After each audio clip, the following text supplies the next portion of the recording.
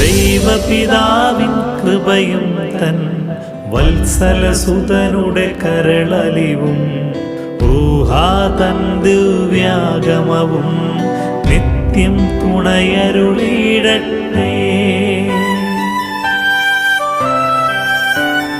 നാഥാദിവ്യഭിഷഗ്വരനെ നരനിക ശരണം നീയല്ലോ.